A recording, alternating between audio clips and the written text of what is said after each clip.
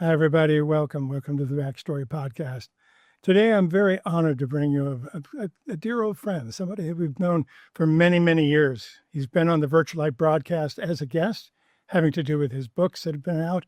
He's just he's got a fascinating story of where he comes from, how this whole process is. Truly a multidimensional being. I'm talking about Stewart Pearce. Stewart's a very dear friend, and welcome, Stewart. Glad you're here today. It's wonderful to see you, Steve, having not been with you for many, many years. So thanks for inviting me. Yeah. I mean, it was, way back around 2011, 2012, I think. It was before the precession of the equinoxes. So it's during the end of the first decade. Right. Of this century, I mean. Not of time. Unmade. I know where you're at. Time's the illusion anyway, so that's okay. So welcome today. So I wanted to bring you on. Our people, of course, are very interested in what you do, the differences that we like to show people about how different people work with other people, how they got there, what the whole process is. And you have some really fascinating stories to tell about how you got there. Would you mind sharing a little bit and I know you've got all these different realms that you can jump into. Just choose one that's favorite for you and see what we got. So you mean starting at the beginning of my childhood? You mean starting there? Yeah, that'd be a great place. You bet. So I suppose I had a slightly unusual childhood in the sense of the fact that I was introduced to the essential dichotomies of life because my father worked for the British royal family. And so we were reared in that rarefied situation. But my mother was a very grounded individual who wanted us to have a real experience of not rarefied, but of being with so-called ordinary people. So we were educated in what we call here state schools, not private schools, but in what we call public schools. It's complicated. Right. Public schools.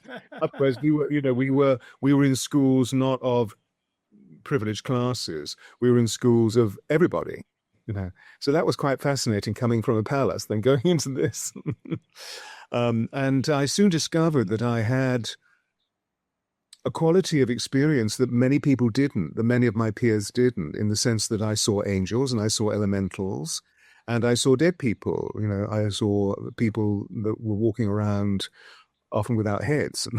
I give in context that for the first 7 years of my life, we were living in a place called St. James's Palace, which has been there since the 14th century. So it's quite old. And therefore it has history. Many major things have happened for the British monarchy. So there were lots of dead people. And what I found fascinating about these beings that walked around was that they were very associated with their portraits, because there were the Queen of England, or the King of England now, has this extraordinary collection that's been made over the years, of over 1,000 years, of portraiture of royal personages.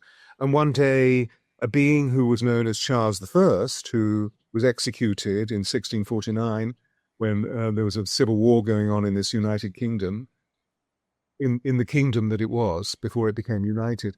And this being stepped out of the portrait, and I had this conversation. So I had all of this going on, but found it very difficult to learn at school.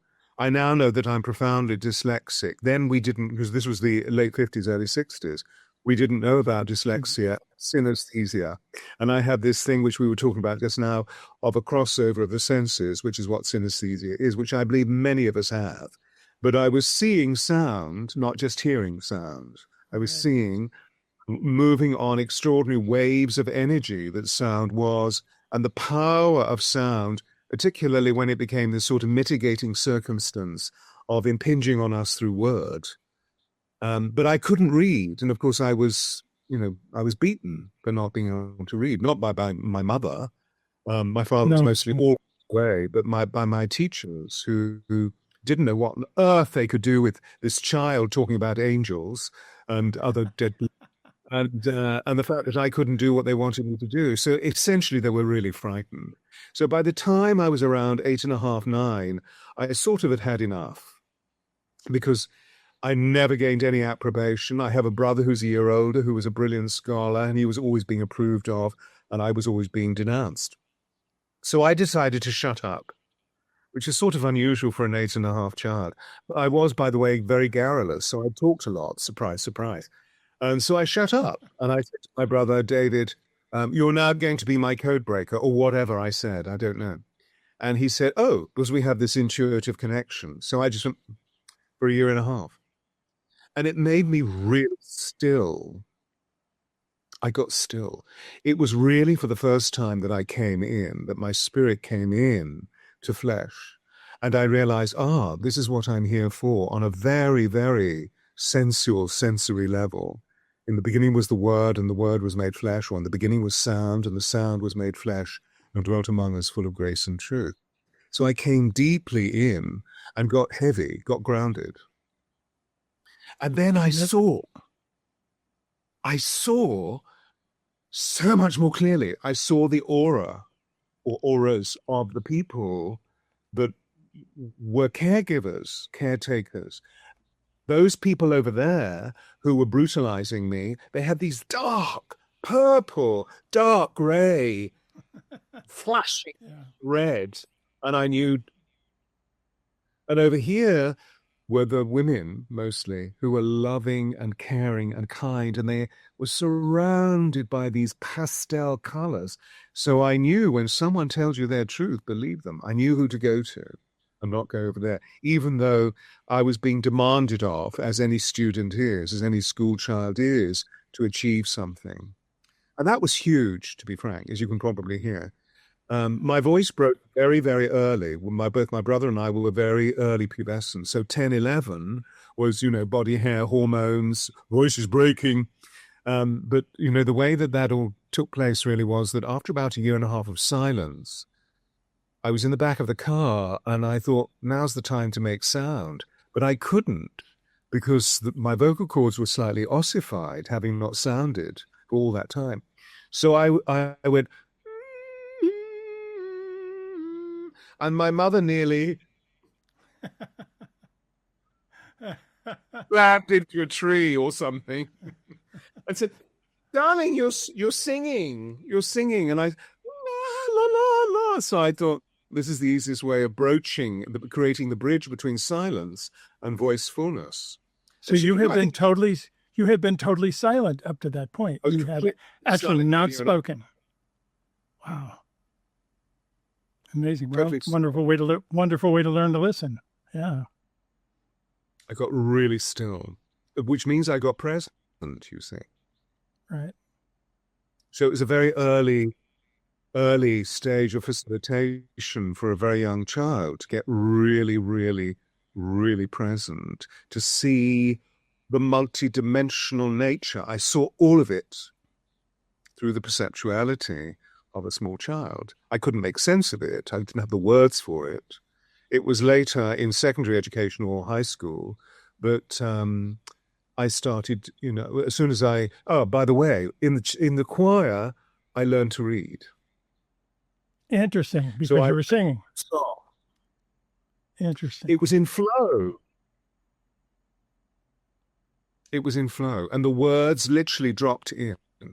Obviously, I had the hymn or the prayer book or the psalm in front of me. I copied the other books, and then the words dropped into my body, and I loved words. I got carried away with the sounds of words. I remember when I heard insignificant or jubilation, I put it into every single sentence because it sounded so beautiful. It was so beautiful to say it until my mother said, darling, I think we need to work out what these words mean. You can't put... You're using it all the time. That's funny. It was just so beautiful because I could taste them, you see. I could see them and taste and feel them. So that in high school led me to somebody saying, there's something about your voice. There's something about your voice. Why don't you join the drama group? And I thought, well, why not? And in the drama group, suddenly the teacher who I loved said, you're an actor. But I'd never received approbation, you see. And suddenly there was a light around the individual, and this love jet ray came towards me. So guess what? Eventually, when I graduated from high school, I went into a conservatoire and trained as an actor. I became an actor. And through the 70s, I worked as an actor. Fascinating. You ended up teaching acting too, did you not? Didn't you teach voice and acting? Well, I was with a very famous theatre company, and we went on a world tour, a company called the Royal Shakespeare Company. Right. And the voice director of the company mentored me. She said, there's something about your voice, but you're running scared. Come and work with me and I'll mentor you. I was terrified. I looked okay, but I was terrified inside. And we ended up with the tour, on the world tour, we ended up on Broadway for about 3 months. And I fell in love. I fell in love with the US. I fell in love with New York. I fell in love with somebody. And so when the company finished the contract and came back to the UK, I stayed on. And I stayed on for 2 years and got an agent, got a manager, and worked. And then I was in a casting for a movie with 20th Century Fox, and I got it. And as I was packing up the apartment in Manhattan, the telephone rang and everything went into slow motion. And it was my brother saying, "What are you doing?" It was very strange. The space-time continuum distorted. And I knew exactly what he was going to say. And he said, "Mum's got terminal cancer. She's got 3 months to live. What are you going to do about it?" This sacred vessel. So I let the contract go, let the job go, and came back to the UK. It was in breach of contract, but I thought it was the most important thing to do. Our father had died 3 years prior from a heart attack. She was only 58, so I nursed her for a year, and then she went. And then it was a question of, shit, what do I do? What do I do? What do I do? Lost my manager, lost my agent, was in breach of contract. And out of the blue, the telephone rang. This is way before cell phones. The old landline. Landlines, yes. And it was my mentor from the Royal Shakespeare Company saying, "What are you doing?" I said, "I'm not doing anything. I'm being this." And she said, "Shit, what are you going to do?" I said, "I don't know." She said, "Come and teach for me." So a huge door opened. And then the next breath, she said to me, "And I want you to go and work with this woman." I don't want to work with her because I'm a diehard conservative, in terms of we have Labour and Conservative. Sorry, I beg your pardon. She was a diehard socialist. And she said, "There's this woman who's just taken over the Conservative Party. Go and work with her." So within a week, I was walking into Downing Street to work with Margaret Thatcher. So it was a baptism by fire.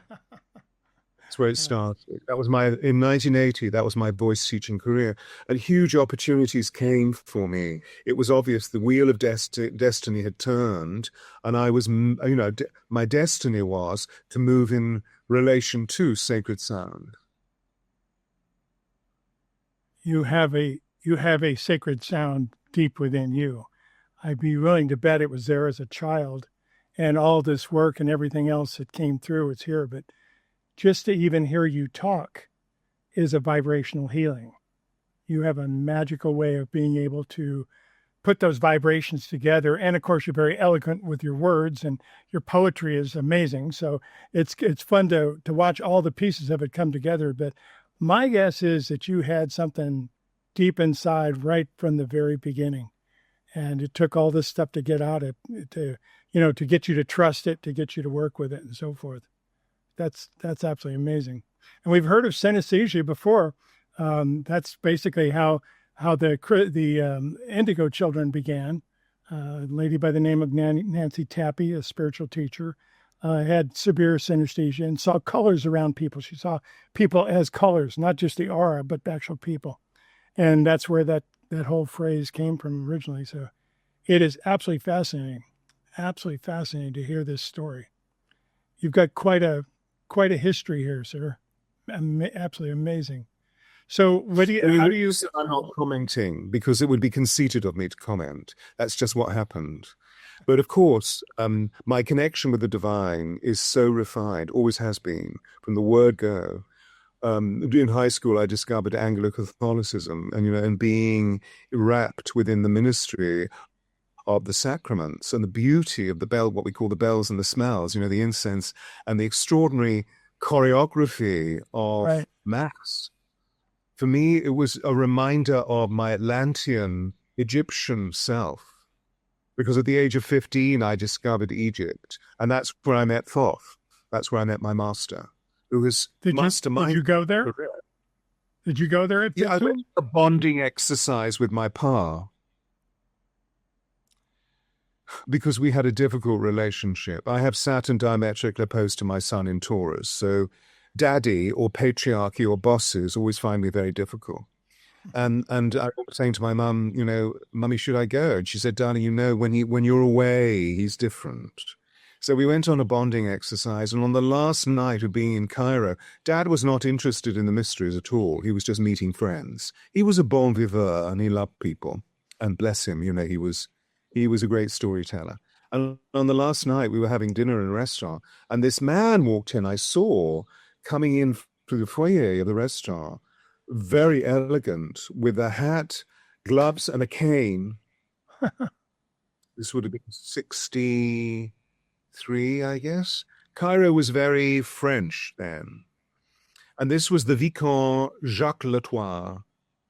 And he was a friend of my father's. So he came over and put his hands on my dad's shoulders. And my father said, Jacques! And jumped up. And then they embraced, and he came and joined us. And I developed a connection with him. So over breakfast the following day, Jacques said, well, Joe, my father, Stewart is really fascinated in the mysteries. It seems such a shame that you're leaving without going into the pyramid. If you leave him with me, I'll take him down the Nile. And so my father looked at me and said, when do you need to go back to school? And I said, well, not for another 10 days. I thought it was the most amazing adventure that was in front of me. Of course, I was terrified, but at the same time, I was so excited. And Jacques took me into the pyramid. I met Thoth. And then we got onto one of those extraordinary, they're called Habibia. There's sailing boats that also have a motor that go down that hold cabins for about 18 people. And, all the servants then were in livery, and it was very death on the Nile. And we sailed down to Luxor and then all the way down to Aswan. And Jacques was a very great esotericist. He knew his stuff. So he showed me a huge amount, and I was just in wonder. So it's not surprising that I've been going back virtually every year. I'm now 72, so I've been going back every year since then. Fascinating. And running retreats there for the last 25 years or so. Oh, nice. Very nice. Excellent. At the pyramids? You do it at the pyramids there? Well, Cairo is one place that you have to, not Cairo, Giza is one place that you have to visit. So I run a 2-hour ritual where we chant for 2 hours solidly, and everybody has the opportunity of getting into the sarcophagus. It's called the Resurrection Retreat. So people can die to their old selves and are reborn into their divine blueprint. That's the understanding. But we stay in Luxor and we travel south to Aswan, and we go into the 8 principal earth mode temples that, of course, over the years I've developed a very close relationship with. I'll be there in December. Anybody, if you want to come with me, we're in July, the beginning of July, just before Independence Day. So I'm drawing a list of people together to go with me in December. Perfect. We'll bring up your site too, because your site is, that is this site here, the Angels of Atlantis. Yeah. And they would be able to find out more from you down here as to how to sign up? Yes, on the toolbar, well, there's a little bio and so forth and so on. But on the toolbar, there's a word events, you see, and you click on events, and then it takes you through to all the events. Gotcha. And one of them is the Resurrection Retreat, Perfect. There you are. You see, there's the Luxor Temple. The pilgrimage is in Egypt. So it's very, very, very easy to find. Perfect. That's a wonderful monthly workshop when I channel the angels. We haven't talked about. Maybe I should introduce the angels to everybody. Please let us know. Because you do a monthly thing online. Well, I do much more than that, obviously. But yes, there is a monthly workshop online.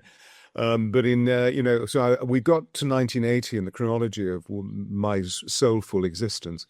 And so being given this opportunity and working on people's voices, I was touching into their intuitive membrane, touching into their soul. And I realized that I needed more awakening. So I went to a very famous school here called the College of Psychic Studies. And they all wanted me to become a medium.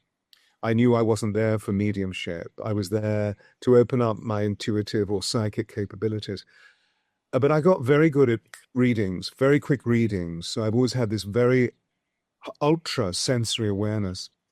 And a friend of mine had just opened a crystal store in Glastonbury, the Heart Chakra. And it was August 1987, the Harmonic Convergence. He said, why don't you come down? There's going to be a festival. Come down and do, you do these wonderful 15-minute, 30-minute readings. We're going to have the world and his wife here. And I love crystals. I loved John, his name was, amazing guy. So I went and provided people with readings. And then during the lunchtime, I was exhausted. So I climbed the Tor, the high sacred hill, with thousands of other people and meditated, because by that time I'd been to India and all of my Swami teachers said, meditate. And so I was meditating. And in the middle of this meditation, I heard these extraordinary sounds. I mean, really. And of course, with the harmonics that I heard, these extraordinarily high-pitched harmonics, light rushed into my body, which startled me. This huge light. I opened my eyes, and there were these 12 huge orbs. And I heard the voice that I remember from my childhood inside me, which I know is Michael, who was with me in childhood, Archangel Michael, saying, we are the Angels of Atlantis, and we give you a temple of sound healing that you will call the Alchemy of Voice. Perfect. That's where I met the Angels of Atlantis. And so I wanted to start teaching them because they gave me this huge download. But they said, no, we're going to work on you. And we'll probably work on you for the next 20 years. And I said, well, what does this mean? And all sorts. They said, when the student is ready, the masters come. And so on the path of life, these extraordinary teachers came. A Native American elder in New Mexico, a Sufi elder, wisdom keeper in Egypt, an amazing Kabbalist, and a Rosicrucian. So they introduced me to my past lives and how I'd gathered together information that I was going to bring forth through the angels. And then, as I was saying, when we were sharing, about when we first met, 2010, 2011, I realized that I could no longer go on doing what I'd done for 40 years, well, 35 years. Right. But I needed to change professions. So I resigned all of my establishment positions, being the master of voice at Shakespeare's Globe Theatre, where I was training actors in speaking Shakespeare and so forth, and being an ambassador for the project. And that's when I came out of the spiritual closet, my wings opened, and the angel said, and now it's time, because I needed to learn how to embody their force. Is that when you wrote the first book? I'm a good boy. I listen, you see. I had the command, write the book. Because by that time, we're talking about what? We're talking about 30 years. They'd given me a lot of information about Atlantis. So I wrote the book and brought them into the world. And also produced the oracle, the first oracle, which I have sitting here. And I thought it might be interesting to see, well, what oracle cards come up for this particular conversation. And the first is Radziel, the angel of the mysteries, because there are 12 angels of Atlantis, and he is one of them, who sits on the right-hand side of the divine and eavesdrops on all of the divine's conversations. And it's the card of dreams, meaning not just our sleeping dreams, but our waking dreams. And of course, you're redreaming, after the crisis and the tragedy of losing, of your wife dying and going back into source, right, that you're redreaming, you're re-becoming, as we are all doing, this brave new earth that we're wanting to create from the embers of what's taking place in the world. And also Jophiel, the angel of liberation, comes in with joy, pure joy. So dreams and joy. Yeah, Jophiel, the angel of liberation, because they all have archetypal qualities that they live through, so to speak. These vibrational forms, I never see them as humans with wings. They always come as beams of light or as orbs of light, which I understand is the easiest way for them to travel through the density of Earth because of the way that they're enraptured by light and sound. Well, that's interesting. There is a sound effect with it, isn't it? It is. That would affect the overall shape. Interesting. Fascinating stuff, Stewart. There's some incredible stories that you've been working with here. You do these things online as well as in person. Do you do private readings as well? Is the Pope Jewish? I think he is. Yes, I mean, I particularly since the challenge of COVID, Right. like many of us, my life changed radically. Everything was online. I employed a team to help me. And so I see many people, many people. At the moment, I'm going through a whole mentoring program, which most of it is channeled with individuals who book in for a 4-part session and come to me. Wonderful people from all over the world, but particularly from the United States. I have that's marvelous. With the United States. Yeah, it was in 2013. You see, just having, met Sandy Sedgbeer, if you don't know, those of you listening don't know, this wonderful lady who was also working for Steve in his light broadcast network. Forgive me, was it right? The name Virtual Light Broadcast, that's correct. Virtual Light Broadcast, that's right. Which is where you and I first met. And I was on 3 times, I think, flew to Vegas and was interviewed by Sandy. That it all began to develop. And I was in New York at St. John the Divine, that extraordinary 19th century building, but looking like a medieval cathedral way uptown. And I was listening to a wonderful rabbi speak, and he suddenly looked at me. I mean, there were hundreds of people, but he suddenly looked at me and he said, "You see angels. I see them around you. The United States of America will be the gateway to the golden age in 2032. You're to be here." And I saw this flock of orbs in the cathedral. And that's when I knew I needed to be in the States. So you may ask, well, why are you in the United Kingdom? Because I sit online and I deal mostly with people in the US or in North America. I'm here finalizing karma, my karma with the British working. I'm finalizing, and was given huge opportunities to work with, the intimacy of that establishment. So I'm resolving that, and then when that's finished, I will be lock, stock, and barrel over to the US. That's fascinating. Yeah, we are truly global beings. I've had the very fortunate ability to travel quite a bit. Barb and I traveled over 26 countries in a very short time. And absolutely, if I could give anything to everybody, it would be the ability to travel, because you see things from totally different perspectives. You see that we're all basically the same.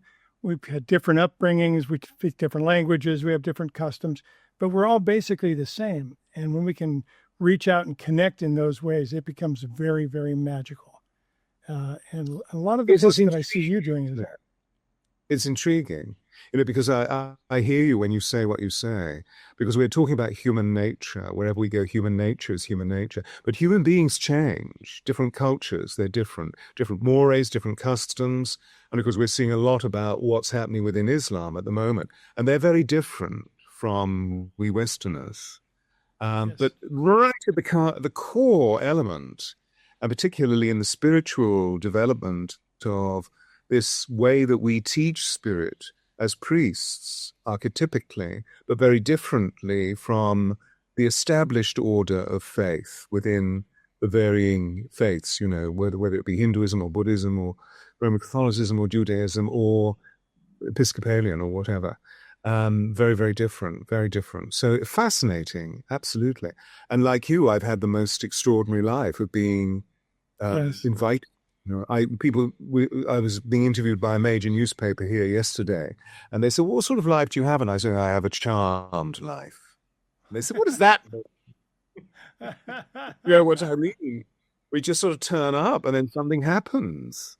We have a charm. We have an enchanted life. I mean, we have magical lives because we open our hearts and simply say, of what service can I be, universe? And then the universe dispenses something. It's just wonderful, wonderful. It's magical. It's magical. We are what the group calls us conscious creators. And if we can envision it, if we can accept it, if we can make space for it in our heart, we will create it, stepping into it one piece at a time. It's but what does that a magical mean? Time to be here. What does that mean for you when you speak conscious create? When you speak we're conscious create, what does that mean? Well, mostly it means that everything that we can really hold, that we actually create our reality every step of the way. We don't typically see it because we get so wrapped up in the group talks about the automatic brain versus the conscious brain, the thinking brain versus the brain that just reacts. Most of the time we're in the brain that reacts. We're in the automatic brain. And to actually stop and step into consciousness to where you can actually walk and create that, you become a conscious creator. And you basically create everything in front of you. Sometimes that's not the best thing in the world, but we take responsibility for what we create, and then we do it. But that's what it means to me, is that we literally are what we can hold in there. And I completely cohere, obviously. I just talk in slightly different words. I believe that our purpose is to optimize our creativity full of love and joy. And we're given the duality, the system of duality. This is the only planet of choice. And so the angels say to me, well, what do you want to create? Thought creates reality. But of course, you and I know that the only way that idea can be manifest is when we start to feel what it is to manifest, that we're actually here to feel joy, to feel delight, to feel expanded, to feel that we are conscious creators and that we are at one with the divine, that we are all one, and thereby we expand and we feel levels of delight flooding through us so that we light up, and therefore we become radiant. And we realize that as we look into the Milky Way, that we're 90% of our bodies is stardust, so that we're actually part of the creation of the divine. All through feeling, we have become with the intellect. That is something that the group talks about as well. It's terror. People argue through opinionation rather than sharing from the heart. That's what the world is experiencing at the moment in conflict. Well, and that's a difficult part because we do walk through the brain, we walk through the life looking to where we're going to do things, how we're going to do. We are thinking beings, but we're also feeling beings. So to be able to balance between the head and the heart is the most difficult part. We talk about the head being electrical in nature and the heart being magnetic in nature. It's actually part of the same thing. If you measure it this way, it's electricity. If you measure it this way, it's magnetism. So basically, we're part of the same spiral in different ways. But blending those two, you can have the greatest thought in the world, but it's not going anywhere until you really get behind it with your heart and blend those two together. And then that's when we have become some of the highest creators. Effectively, what I just shared, isn't it? Yeah, no, it's the same thing from a different perspective. It's interesting to bring in the word magnetic because all of the work that I do with great speakers is called the magnetic voice. Oh, nice. Which means simply that because we're brought up to do, we fixate on doing, that we tend to strive and push. Yep. And so our voices start, particularly for an actor speaking in a 1,600 seat theater, they start to push. And the voice just goes here like this. And of course, there's nothing but cerebral tones there. There's no emotional resonance. And so I developed this whole process of bringing the voice into the heart so that you literally maximize the audience in. And this is what I shared with Margaret instinctively. But obviously over the last 40 years, I've honed this with great actors who I've been fortunate enough to work with. And if you listen to Benedict Cumberbatch, if you listen to Mark Rylance, if you listen to Johnny Depp, these are my boys. These are my actors that I worked with. Oh, I didn't realize that. That's amazing. Oh my God, Stewart, my God, this voice. Oh my God, give me this voice. And at the same time, what I do is I take it into the world to help leaders, particularly world leaders, to develop an understanding of what enlightened leadership is. That's amazing. That's amazing. You're in a very unusual position to be able to do that too. That's very amazing. It's all. I'm very fortunate. I developed a life of prestige, and so I'm working with a member of royalty at the moment, who's a very, very high-ranking member of royalty, of just really engaging in the same thing. You see, of where is the truth? Because right at the core of great acting is a truth of feeling statement. So where do you feel truth, here or here? Right. And how can we literally shake the body of the audience so that they bring about change, so they move through catharsis and are healed through transformation, so that they live a better day, a better night, a better life. So speaking of royalty, tell me about Diana. Yeah, that was amazing. That it was in 95, and I had a patroness in London who was a very, very successful restaurateur. And she introduced me to a number of extraordinary people. And on this particular occasion, was I would call her and say, can I come and have, she had the most amazing Italian restaurant. And I would say, Mara, can I come and have pasta? And she would say, of course, darling, come and have pasta. And one evening she came and sat with me and she said, there's somebody I want you to work with. So I said, oh, who's that? And she said, why don't you come for lunch next Thursday? And I said, who is it? She said, no, just come along for lunch. And I said, but no, who is it? Do you trust me? And I said, I trust you implicitly. She said, just come and have lunch. So I walked into the restaurant feeling, what on earth, my whole psyche was awakened to there's something going on here. What is happening? What is happening? What is happening? And I turned to the head waiter, who I knew well, and I said, Pepe, where is Madame? He said, she's downstairs in the salon privé, in the private room. I said, who's she with? He said, you'll see when you get there.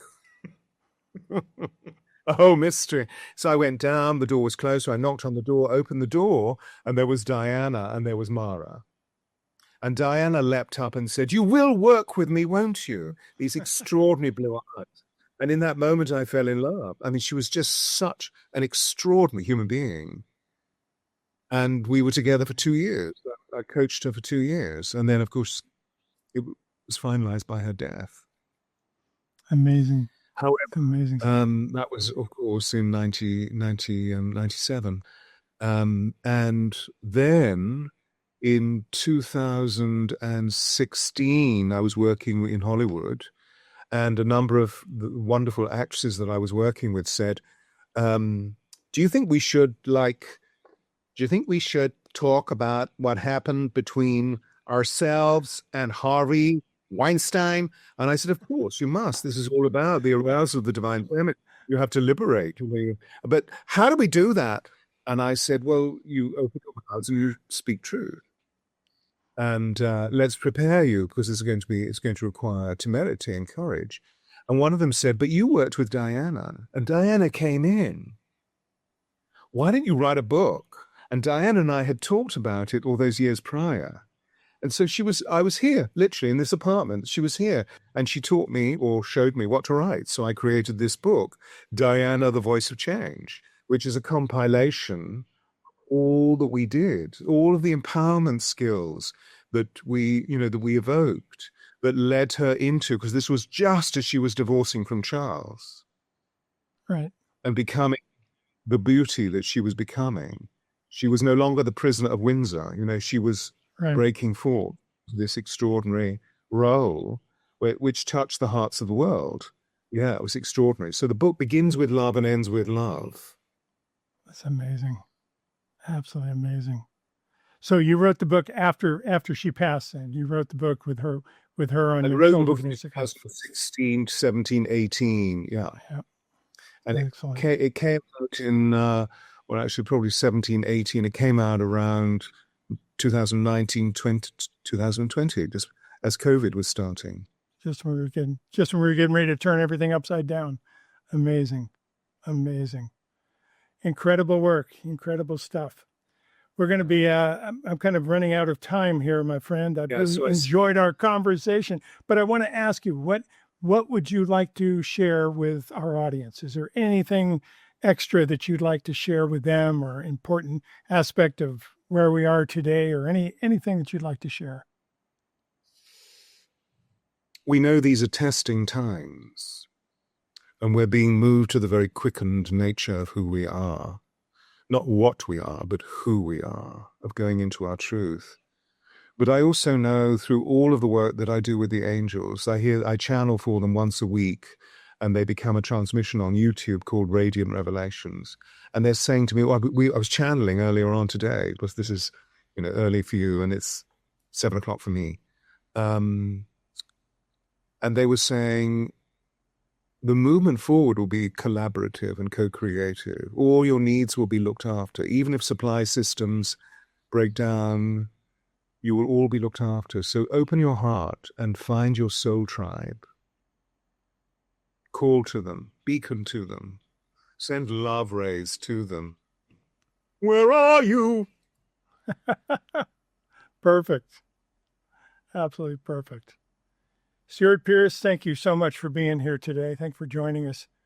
You're a dear friend. You've touched the hearts of the world. Very nice work. Very nice work. We'll be sending some people to your website and be able to connect, and hopefully we'll have you back in a little bit. I very much enjoyed it. Absolutely. Thank you so much. Okay. Thank you, Stewart. Thank you, everybody. We'll be back with more from the Backstory Podcast in just a couple of weeks. A spa for everybody. Thanks for being with us.